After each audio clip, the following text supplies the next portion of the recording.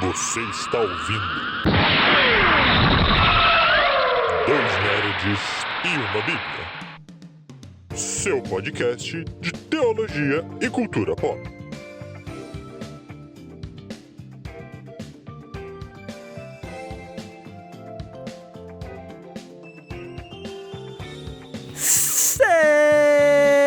Seja muito bem-vindo, meus amigos e minhas amigas, a mais um Dois Nerds e uma Bíblia, seu podcast de teologia e cultura pop.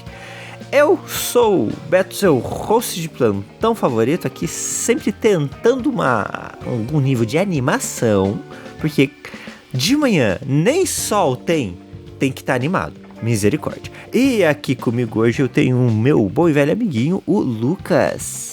E aí pessoal, sejam bem-vindos, muito bom estar com vocês em mais um Dois Nerds, uma Bíblia. Hoje falando um pouco de nerdices, mas antes, os recados de sempre. Já curte, compartilha e faz todos os bagaços que o negócio que você tá ouvindo aí tá pedindo pra você fazer. E ajuda a gente a espalhar tudo aquilo que a gente fala aqui no Dois Nerds. Você gosta disso aqui? Então espalha pro pessoal, a gente compartilha a coisa que a gente gosta. Se é legal, gosta, se aprende alguma coisa, compartilha com o outro. Ajuda a gente a espalhar o Dois Nerds. E bora pra mais um cast. É legal que cada vez você consegue usar um termo pior. É o bagulho, hoje é o bagaço. Assim, rapaz, cara, é incrível. Eu nem sei como é o nome dessas coisas. Eu não sei. Com nós aqui hoje, porque hoje, meu amigo, nós não somos dois nerds e uma Bíblia. Hoje somos três. Hoje nós somos três. E nós temos a volta do nosso amiguinho André. André, o retorno. E aí, gente, tudo bom? Isso. André que, legal. Quem não lembra, gravou comigo o episódio sobre Kingdom Hearts, em um momento em que eu fui abandonado pelo Lucas. Nunca. E o André veio ao meu resgate Veio ao meu resgate. Tá gravado, literalmente. Para falar de Kingdom Hearts. E hoje ele veio aqui para falar de algo que ele gosta mais do que Kingdom Hearts, que é Encanto. E eu confesso que eu só assisti uma vez. Crime. E eu acho legal, assim, mas não tanto. Muito crime. Então, assim, hoje eu confio no André para trazer toda a teologia de Encanto à flor da pele. Uma responsabilidade. Mas vamos lá. Vai lá. Eu vou deixar até o André faz o resumo aí. Gente, obviamente é um filme velho, né? Então, assim, spoiler free, a gente vai falar mesmo. Vamos expor os personagens, as histórias, os seus enredos. E eu vou deixar o André fazer uma síntese do filme, André.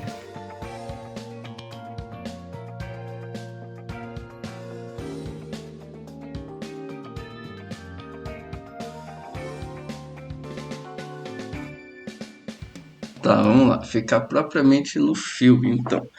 Encanto é o filme da Disney, na qual a gente acompanha a Mirabel Madrigal, que é a neta, uma das netas da família Madrigal. Família essa que acaba, por um evento específico ali, acaba recebendo alguns poderes. Então, em determinada idade, cada um dos integrantes da família Madrigal ganha meio que uma porta, meio que um quarto, na qual é revelado ali, eles recebem então o poder que eles vão ter. Então, a família composta por, primeiro, a abuela, né, a avó, que a princípio o poder dela é guardar a vela, na qual essa vela que começou então a surgir os poderes ali da família, né? A abuela vai ter 3 filhos, o Bruno, a Tia Peppa, e a Julieta.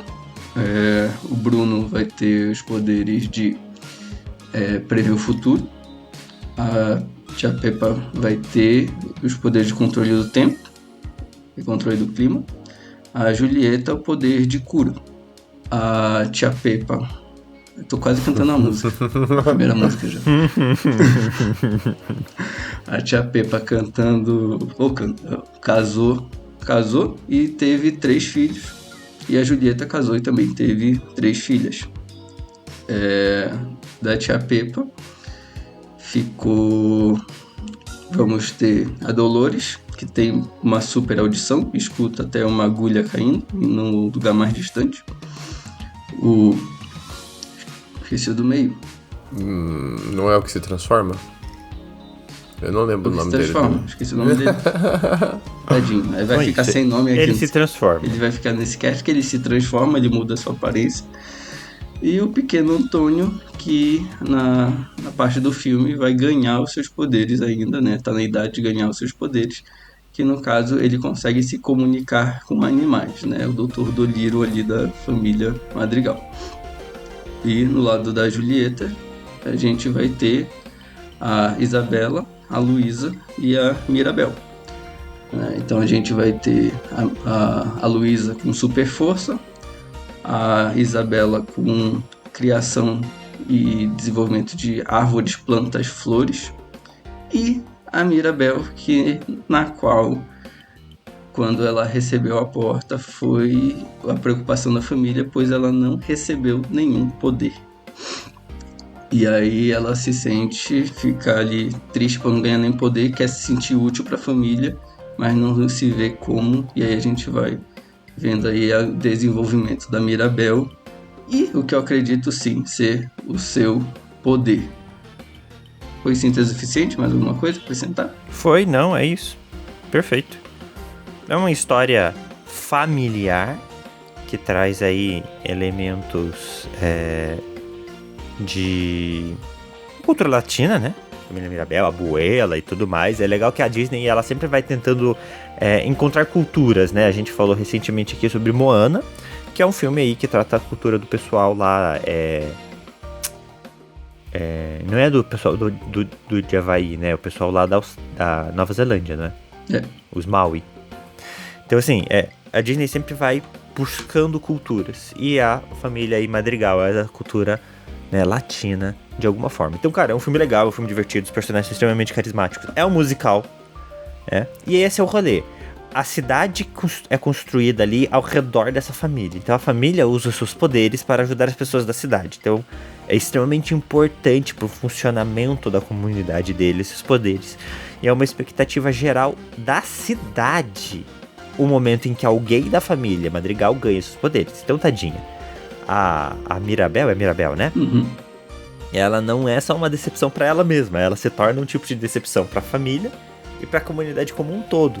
E todos se preocupam muito com ela.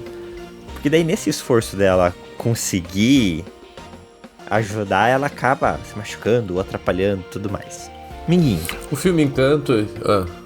o filme Encanto ele vem numa leva complexa da Disney nesse tempo contemporâneo, né? De filmes um tanto quanto que não ganham uma unidade de pensamento, se é bom, se é ruim. Típico desses filmes mais recentes da Disney. Então o Encanto vem junto com essa leva. Traz muito do que é característico da Disney, como já foi mencionado aqui. Musical, temas contemporâneos e tudo mais. Mas por alguma razão misteriosa, eu venho tentando pensar, eu gostei muito do filme. À toa que vi mais de uma vez o filme. O filme ele aborda vários temas, família, perdão, muitos temas relacionados à ausência do poder da Mirabel e como lidar com isso. As músicas são contagiantes. No final das contas, eu acho que é justamente esse combo de coisas positivas que me fizeram o filme ser atrativo, na minha percepção. Músicas boas, um roteiro simples, prático, objetivo, nada muito complexo, sem ficar forçando questões progressistas. Me perdoe se alguém está ouvindo o cast, não queremos falar de política, mas às vezes é chato quando essas coisas vêm forçadas e não de forma orgânica. Se viesse de forma orgânica, eu até entenderia. Mas quando elas são forçadas, parece, na história, fica bem chato. Parece que tá querendo atender alguma demanda política. E às vezes é bem enfadonho esse tipo de coisa. E Encanto não tem nada disso. É simplesmente uma história de uma família tentando se conectar, tentando se encontrar, tentando conviver junto, diante de um contexto de poderes e dificuldades, lidar com esses poderes e tudo mais. Então, pra mim, Encanto é um filme obrigatório para todo mundo que aprecia uma animação de qualidade numa pegada contemporânea. Que é um ponto. Oi? Falou que as músicas são muito boas. São muito boas. São muito bons. Porque a gente tem, por exemplo, Frozen, que tem as músicas excepcionais. Aí o Frozen 2, eu já acho que não tem umas músicas tão legais assim. Mas Encanto, eu acho que, cara, acertaria em todas. Não, e é contagiante. Você se vê cantando no final. Você se vê cantando junto, sozinho. O Spotify do André, por exemplo, todo final de ano, assim, na recordação de Spotify é só Encanto. Em várias línguas, por sinal. Em várias línguas, por sinal.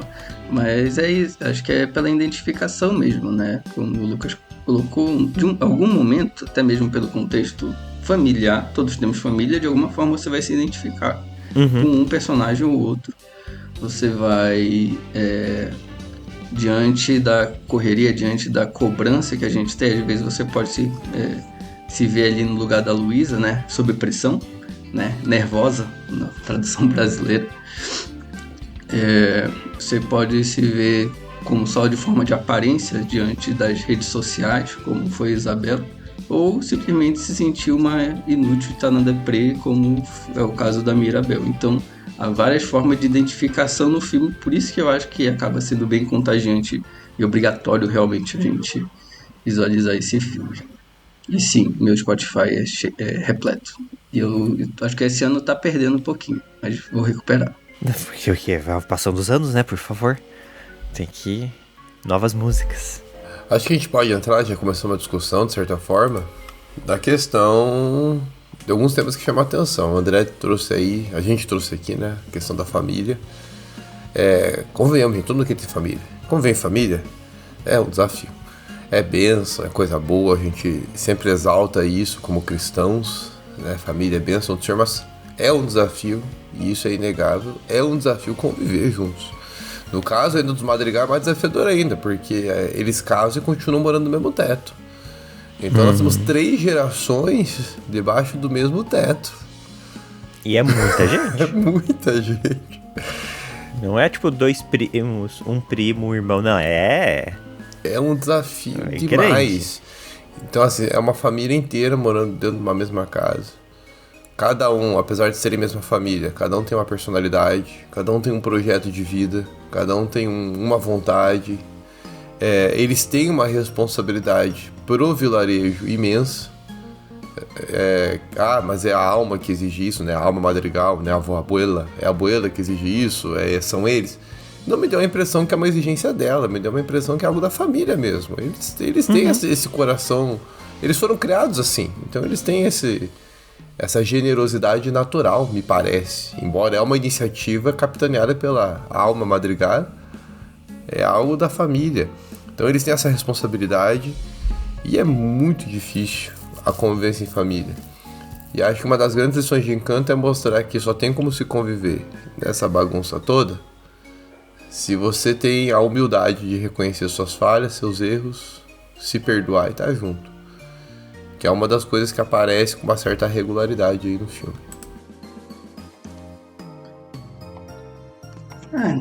Eu queria falar eu acho que é esse principal, pensar em família, que realmente eu acabei me identificando mais, né? Aquilo, né? Fui criado com meus primos também muito perto, então a identificação ali bateu bem forte, né?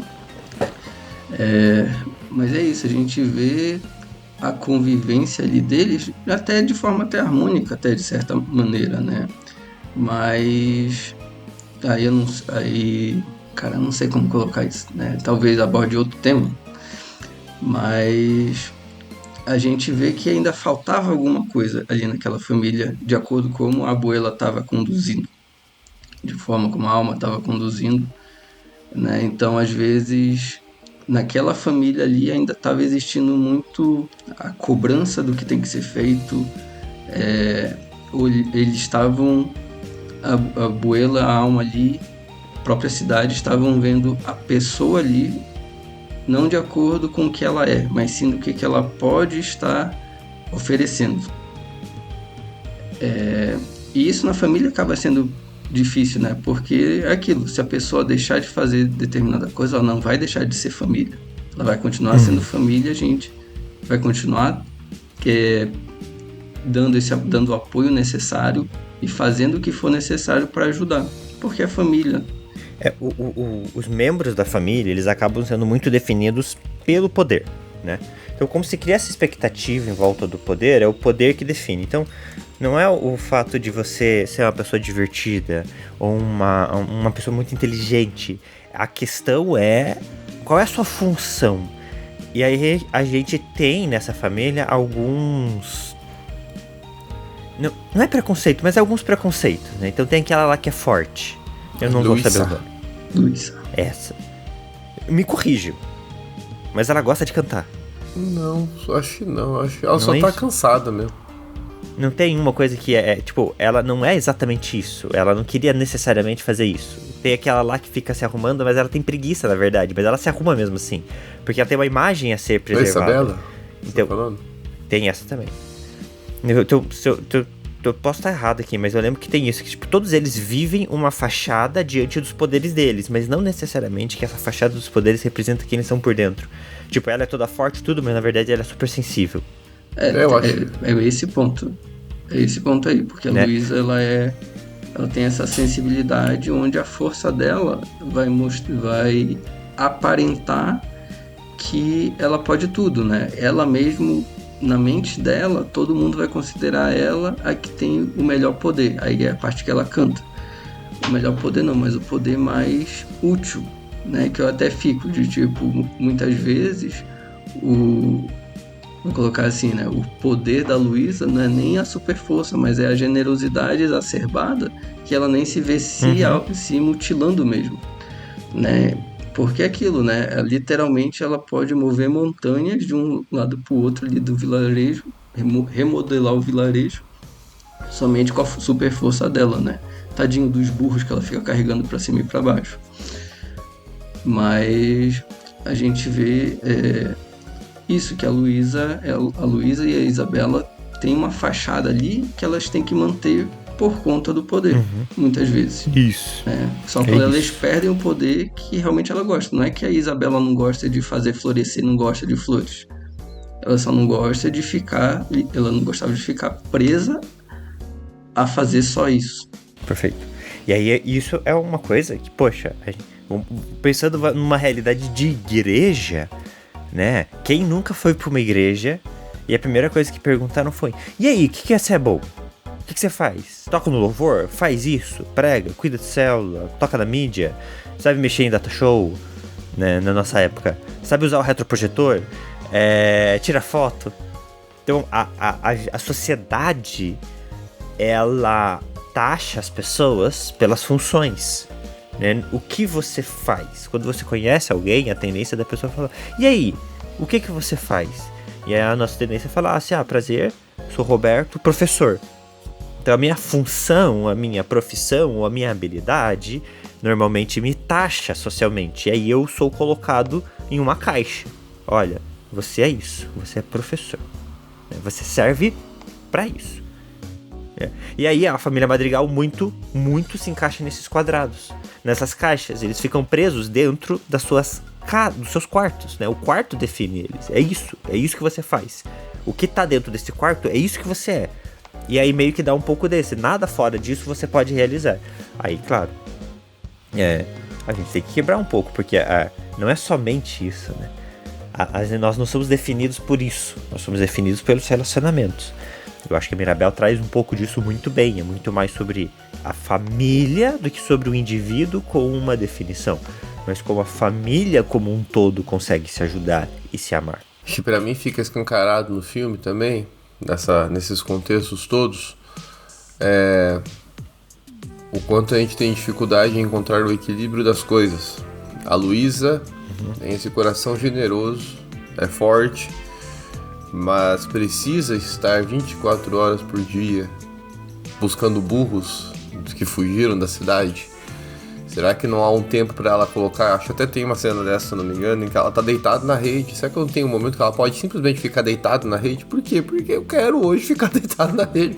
Eu tô cansada e eu quero ficar deitado na rede. E o filme, ele mostra muito esse desequilíbrio, né, dela, da Isabela. Acaba mostrando mais essas personagens. A própria tia Pepa, que tem a dificuldade emocional, e quando ela fica mais desequilibrada emocionalmente, as tempestades vêm. Então o filme, ele mostra muito essa questão do desequilíbrio. estar. E aí me vem também a questão, né? Será que isso é culpa da cidade ou foram as próprias pessoas da família que foram colocando isso? Não me parece também que são as pessoas da cidade necessariamente, porque ao final do filme, na última canção, dá pra ver que o pessoal da cidade em todo momento queria estar junto, né? Pelo menos, de novo, a impressão, né? São silêncios do filme. O filme não mostra se o pessoal da cidade tinha esse pensamento sobre eles e mudou quando a casa foi destruída. Mas realmente me passou a impressão, ao final, que não era uma demanda da cidade exigir isso deles. A cidade fazia o que sempre fez. Eles têm um problema e eles pedem ajuda pros Madrigal. Agora, como o Madrigal lidam com aquilo que eles recebem? De forma equilibrada, moderada, sem ansiedade, sem medo, sem desespero, ou sempre com esse imediatismo de querer resolver tudo no momento que vem. E aí, o quanto isso impacta as relações entre eles, o quanto isso impacta as relações deles com eles mesmos. A família é afetada por essa necessidade de resolver tudo de imediato. Outro exemplo, para além da Luísa, é o próprio exemplo da Isabela, a qual precisa casar lá com o menino Mariano, porque a alma Madrigal já havia articulado tudo. Tá, mas calma aí, eu sou obrigado a atender uma demanda da minha família? É isso? Eu não tenho escolha a respeito da pessoa que eu quero estar... Eu não tenho escolha nem se eu quero casar ou não, né? Que acho que essa é a primeira indagação. Mas eu quero casar agora? Eu preciso casar agora? Esse desejo eu nem lembro se ela queria casar ou não. Eu acho que ela não queria casar ainda. Acho que era essa a questão. Não, ela até aquilo, na visão dela, que ela quer um sacrifício pela família. E era necessário? Pra que esse sacrifício? Por que ela tinha que fazer esse sacrifício pela família? Quem é Isabela agora indo para um ponto de vista cristão? Ela é a neta da família. Por que ela tem que carregar o fardo de sacrificar por toda uma família que habita aquela casa? É um fardo muito grande. É um fardo muito grande. Até biblicamente falando, esse tipo de coisa a gente faz só em questões conjugais mesmo, né? É no casamento que você se sacrifica pelo outro. Ela está se sacrificando por toda a família. Por quê? Colocar um peso desse sobre uma pessoa, um peso que não existe, e é uma menina aparentemente jovem, e são demandas que vão surgindo e eles vão tendo que atender, porque eles não querem enfrentar a alma, porque eles não querem decepcionar eles mesmos, porque eles não querem decepcionar o pai e a mãe, e aí vai entrando numa teia, que pra mim a única solução particularmente é realmente a sinceridade e o perdão, que é o que vai começando a surgir no final do filme, né? As pessoas têm que começar a ser sinceras ali e se perdoarem, porque senão o convívio não vai conseguir prevalecer. Na real, é aquilo, né? Eu vejo que exatamente é o poder da Mirabel, né? É o poder que ela recebeu, que foi, eu digo que é o Ministério de Reconciliação mesmo. Porque é isso que ela faz o filme inteiro. É isso que ela vai falando vai ouvindo cada um, vai ouvindo até cada um cantar ali os seus sentimentos, o que sente da sua família, o que sente ali da sua vivência, e vai reconciliando um com o outro, né? E porque é isso, a criação que a Alba teve ali naquele momento era esse sentido. Literalmente precisou ser tudo destruído para que fosse construído algo novo, para que então os cidadãos dali da cidade, eles pudessem ver, não, eles não são só poderes, eles realmente também têm o lado humano, e a gente pode ajudar mesmo diante das nossas fraquezas, mas a gente unido, a gente consegue avançar mesmo. E é por isso que para mim é muito, aí é pensar como igreja mesmo, para mim, é pensar que a Mirabel não ganhou só um quarto, ela ganhou a casa inteira, porque a casa construída no amor e na reconciliação é a casa que vai prevalecer. A própria casa é mágica, pensando agora, ela é quase um personagem. Ela é um personagem. Casita. Ah, Casita, ok. Desculpa. Não conheço os personagens do filme de vocês. Mas assim, é isso. Muito bom. Família. Mas tem um problema pra mim aqui. Não sei se vocês vão concordar. O André vai discordar. Eu sei que o André vai discordar, o Lucas concorda. Nós não temos um vilão no filme. Quem é o vilão do filme, André? Dolores. A prima Dolores. Por quê? Vai lá, tá. Vai demorar um pouquinho. Não, seja breve, André. Porque, bora lá. Qual é o sentido de vilão? Isso é um assunto Fácil de complexo. Isso é um assunto Pois é, complexo que precisa daria um do cash. Tá, bora ser. Você bem Vilão é o inimigo dualista do herói. aqui. Você bem dualista aqui. Bem e mal. Bem e mal. Mal e bem. E pra gente, como cristão, céu e inferno. Tá? Não, vai. O vilão vai. Vilão, ou melhor, antagonista, é o personagem que vai trazer atenção e as dificuldades ao herói do filme. Ponto. Bom, beleza. Realmente, nisso a gente não tem.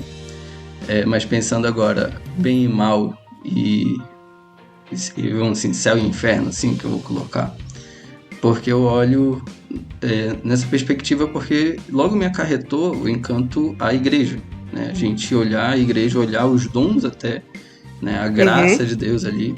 Né? Tem a cena de quando a gente vê o passado ali da Alba ali, quando ela recebe ali a vela, é muito Cristo se sacrificando pela igreja, e ali a vela é representada como Espírito Santo. Se quiser voltar nessa parte, a gente vem. Mas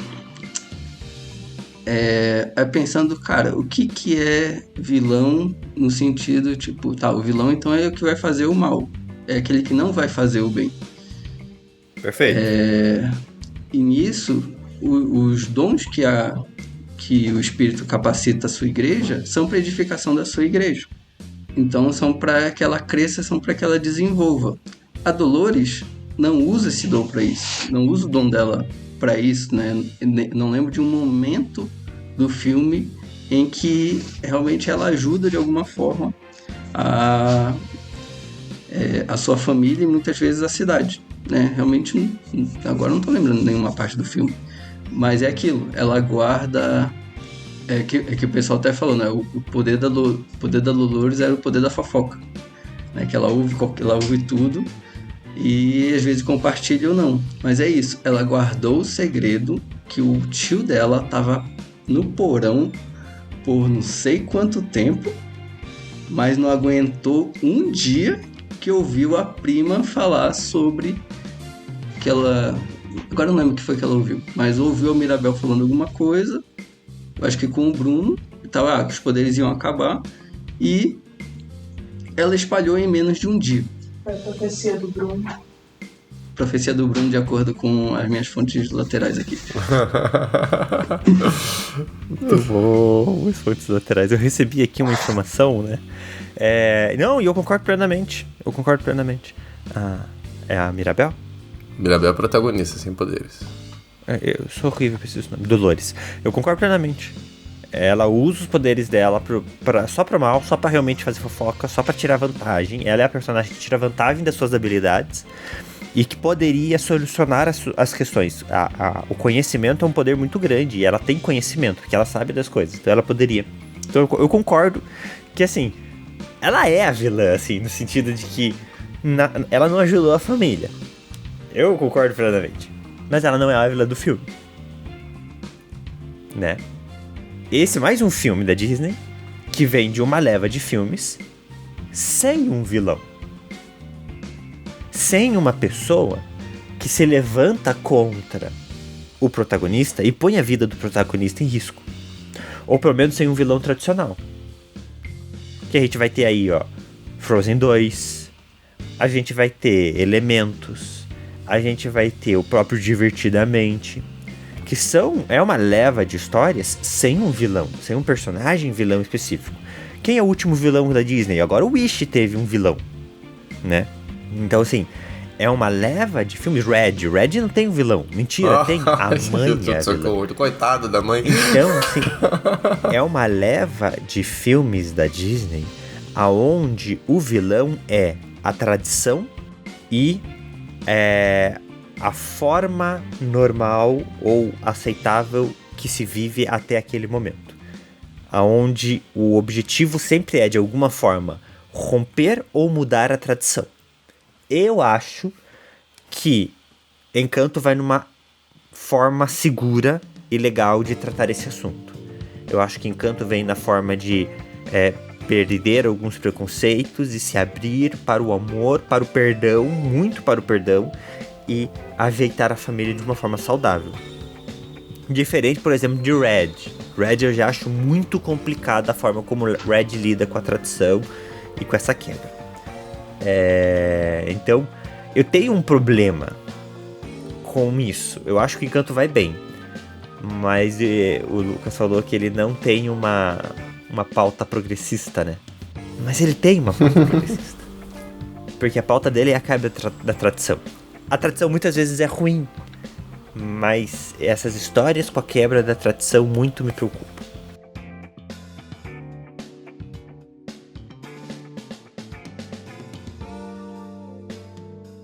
Acho que quando eu falei de progressista era não trazer necessariamente, de forma escancarada, temas específicos. Não, eu entendi. Agora, voltando nessa questão do vilão, eu também, né, até fizemos um post recente, né, sobre isso. Mas o que me passa a impressão no filme é que o antagonismo tá muito mais... E isso tem sido uma característica da Disney, não só nos filmes, mas também no próprio Star Wars. O universo do George Lucas tem ido nessa pegada de não focar necessariamente em uma personificação vilanesca, mas em você semear um caráter mais cinzento em todos os personagens. Então você não necessariamente tem um herói e um vilão, mas você tem personagens que têm suas sombras, têm seus vícios, os quais durante o filme vão se manifestando. E qual que é a diferença disso para um vilão? Eu entendo, embora já falamos aqui, né, o André e o Beto já falaram aí as percepções deles. Eu entendo que o vilão é tipo Cruella de Vil de 101 Dálmatas, pra pegar um clássico da Disney aqui, que eu espero... Sim. Não tem nada de bom naquela mulher. O bom vilão, ele é ruim por simplesmente ser ruim. Não tem nada de bom naquela mulher. A Prima Dolores me passa a impressão de ser mais uma que é vítima da sua própria sombra. Ela parece ser uma pessoa... Tudo de novo, aparência.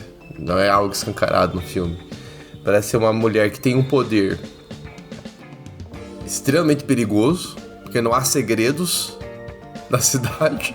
Dolores sabe de tudo. E ela tem uma responsabilidade de administrar essas informações. O que ela faz com isso? Porque ela tem um poder imenso nas mãos. Quando você não tem mais tratativas privadas, o que você faz? No caso ali no filme, né? Algumas vezes ela escolheu a omissão. E realmente, como que ela ignora o fato do tio Bruno estar enfiado dentro de um troço, convivendo com ratos, né? Ao mesmo tempo, por que não entregou direto para a Alma, que ele estava ali ainda, né? Por que permanecer em silêncio? Enfim, são algumas indagações que me vêm, mas uma solução que pode me vem à tona assim de imediato para ela ter feito isso é não saber o que fazer com um poder desse porte. Né? E aí quando vai tentar fazer, faz pra fingir fofoca, que ela algumas vezes entrega a Mirabel, né? Acho em um jantar de família, almoço de família, ela entrega questões da Mirabel na maldade mesmo. Não havia uma razão pra ela fazer aquilo, ela poderia continuar omitindo informações e ela resolve entregar a Mirabel. Mas falando de outros personagens, né? A Luísa tem, a sombra dela é a ansiedade, que caminha junto com a generosidade ali. A Isabela é a vaidade com um pouco de arrogância. A tia Pepa, instabilidade emocional.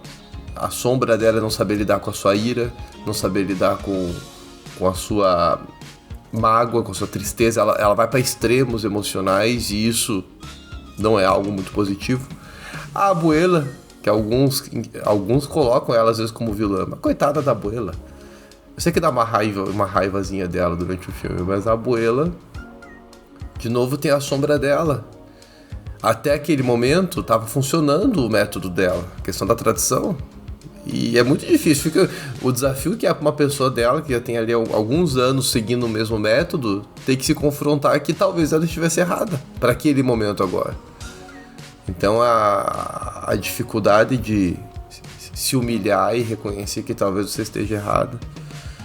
E a nossa querida Mirabel, né? Mesmo a protagonista tem a sua sombra, sua insegurança, o seu medo de assumir realmente a frente do negócio mesmo sem ter poder. Ela tem muito receio, Ela se coloca no início do filme como uma pessoa que não tem utilidade nenhuma na família. E de repente, ela se torna a pessoa que mantém a unidade dessa família. Que poder sensacional essa menina tem. Só que até ela entender isso, qual foi o processo? Tudo isso pra mim são sombras. São sombras, são limitações, são vícios que personagens têm. E que no final, todos eles reconhecem isso em si, se perdoam e topam caminhar juntos de novo. Então, eu também não vejo uma figura personificada, um vilão personificado no filme, necessariamente. Mas eu vejo uma série de pequenos antagonismos em todos os personagens. Que estão em confronto com todos os personagens, também com eles mesmos e com os outros personagens. Mas que eles têm o poder de voltar atrás, reconhecer e continuarem unidos como família. Muito bom. E são sombras que fazem muito mais sentido com o nosso dia a dia, porque realmente no dia a dia são poucas as pessoas que têm um vilão, tem uma pessoa que nos persegue exatamente. Alguém às vezes tem, mas no dia a dia nós temos realmente sombras.